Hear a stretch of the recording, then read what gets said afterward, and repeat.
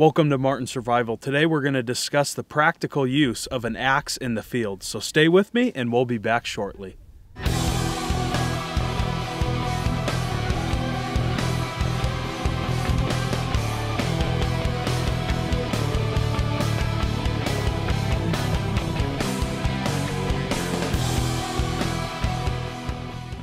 Alright, so welcome back to Martin Survival. Now the first thing I will say is I understand that this subject is going to have some controversy behind this. But that's okay. I think there's a lot of misinformation out there regarding carrying an axe in the field and also thin blades in the field. There's also a difference between bushcraft and survival. Bushcraft is usually in a controlled environment to where you're at a camp setting such as this. I have the road that's 30 to 40 feet ahead of me. I have my Jeep parked right behind me, but I'm also out here to practice primitive skills, and I'm also out here to work on furthering my skills to master some of the skills. Survival is absolutely brutal. Usually you have none of the items on this table that I have today. A lot of the folks that get lost here in the desert will have maybe a water bottle and a Bic lighter on them. That's it. And that's a huge, huge mistake. Out here, you have to be prepared. Whenever I go on a 5-mile hike or a 10-mile hike, I have my tools, I have my gear, and I have my survival equipment in case I do get into a situation I don't want to get into, and I can make it out alive. So there's a huge difference between bushcraft and survival. There's also a difference between environments. There's the Mojave Desert, there's a Sonoran Desert, there's a pine country, there's the eastern woodlands, there's a tropical environment. So there's many environments out there, and you have to accommodate towards your environment and its needs. So I am going to talk about the Mojave Desert right now and what I'll carry in the Mojave Desert. So number one, I will not carry an axe in the Mojave Desert. The only time I will carry an axe in the Mojave Desert is if there is snow on the ground and there's a lot of ice to where I have to break through some of that ice to rehydrate, or if I'm in the pine country to where, once again, there's a lot of snow on the ground and there's ice, everything's frozen solid, and I need to break through some of that ice. Then I will carry in an axe, and I will carry a large axe because I can replace the fluids that I lost. This time of the year it is extremely dry, it is very hot outside, and literally just sitting here and talking, the sun is sucking the moisture out of my body. And as a matter of fact, I have to rehydrate now because my throat's getting dry. That's what happens here in the Mojave Desert. It is very, very dry. So with that being said, there's two different areas in the Mojave Desert. Actually three. There's Riparian Zones, that's where there is a lot of water. Those are very rare and far in between here in the Mojave Desert. There's the high Mojave and there's the low Mojave. In the low Mojave, once again, I will not carry in an axe. An axe is too much weight. It's way too much weight. Axes, some of the more popular versions can weigh up to 4 pounds. That's not an option for me. I need a tool that can do everything. This is the GSO 10. This is a thick tool. I know that this will hold up to a lot of abuse. I will use this as a one-tool option. I can baton through wood, I can carve through wood, I can process firewood, and if I really wanted to, I can get up there and do a lot of fine tasks with this one tool. So for processing creosote or some of the dry shrubs like the Mojave blackbush that grows down in the lower Mojave, this is something that I want to carry. I want to keep things to a minimal. So there's 4 things I'll carry. I'll carry a one-tool option that can do everything I need to do, and it's a lot lighter than carrying an axe. A canteen or a container full with water, never gear. You always want water here in the desert. It's hard to replace. And I will carry a trail tarp, something that's going to provide me with shelter and signal as well. I usually like to carry a bright orange trail tarp. Like I said, it's going to help me with rescue. And I will carry a ferro rod. Those 4 items are very lightweight, and they will save me in the long run if I get lost or if I'm in an emergency situation. Now let's talk about the riparian zones.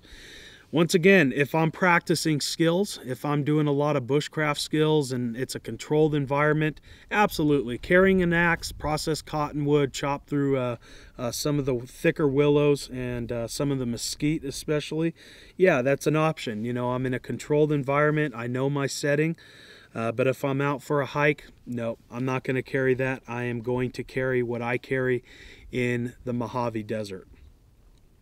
And that is a thin cutting tool. This is very lightweight. This is the Hele Tamagami. This is my first choice.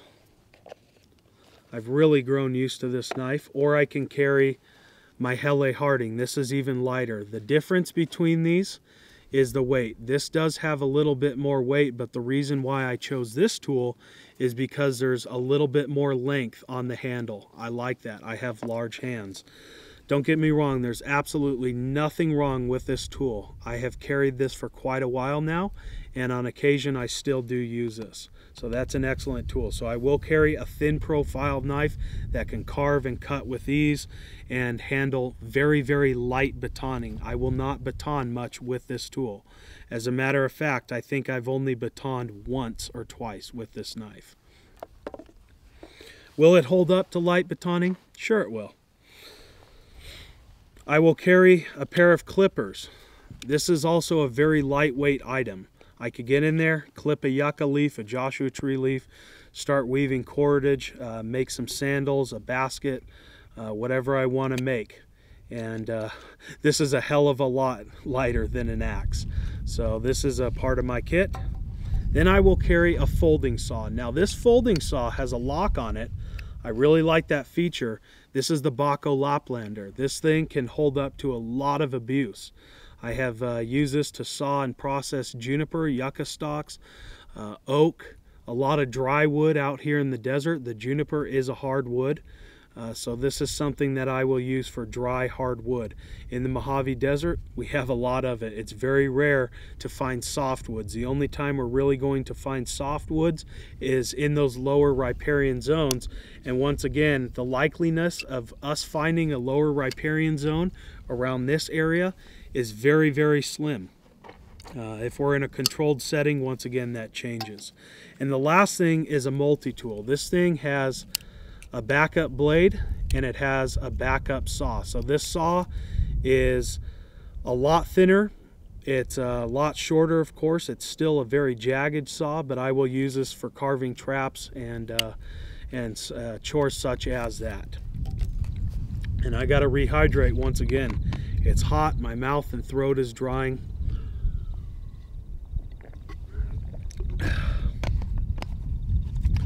So get hydrated. Now all of these items, my knife, my clippers, my large saw, and my multi-tool, weighs less than an axe. And why do I want that out here in the desert? I want that because there is such a lack of moisture in the desert. The more we carry, the more weight we carry, the heavier the items, the more we are going to overwork our body, the more we are going to blow through hydration, and the quicker we are going to dehydrate. So anybody that tells you carry an axe in the desert or any environment is absolutely wrong, and they should not be trusted. You should not trust your life in that person's hands. Out here, once again, a lack of moisture. You carry the heavier items, it is going to further dehydrate you, and now your life is at risk. You can die from it. So it's a very serious subject. It's one of the most critical things I think I have talked and discussed about here on my YouTube channel as well as my website. So be smart about it once again, folks. Here in the Mojave Desert, pack light, but pack essential items. This cutting tool is going to slice through material, it's going to process wood, it's going to help aid me in fire, making a tinder bundle, but this large saw can work as a substitute axe to where I can process juniper limbs, oak limbs, and once again, even pine limbs. So this thing is extremely light. It is actually lighter than my cutting tool here. Now let's go ahead and discuss an axe versus a tomahawk, and which one do I prefer if I were in the eastern woodlands to where there's a lot of water and I had access to it. Bushcraft setting to where I'm practicing and trying to master some skills, or even in the upper pine country to where there is ice and snow on the ground. Which one would I carry? Well, I would carry an axe. An axe has a lot more weight to where I can drive and process a lot more material all at once compared to a tomahawk. Now this tomahawk I will use for having a little bit of fun with. I'll use it to throw it into a bale of hay or a stump and kind of have, like I said, some fun with it and practice throwing it. But I won't take this out in the field, and I won't process a lot of material and wood with it. Some of the natives in the United States did carry a tomahawk from time to time. But if you look at some of the documents and you look at the pictures, they'll carry a tomahawk in war. They use this for killing. The Serrano out here would carry the bare minimal, which is a hand drill kit, a pair of yucca sandals, and food items such as Joshua tree hearts and yucca fruits. They would not carry a tomahawk. They didn't even have access to it. So once again, an axe over a tomahawk. This is something that I go out and I have a little bit of fun with. But once again, I do take this item seriously. It is still a tool and it should be handled with care. As a matter of fact, this tomahawk has more weight compared to my GSO 10. Alright folks, so that's just about going to wrap things up for me today. I do appreciate you joining me for this video discussion. I'm Jeff with MartinSurvival.com, and we'll see you in the next one.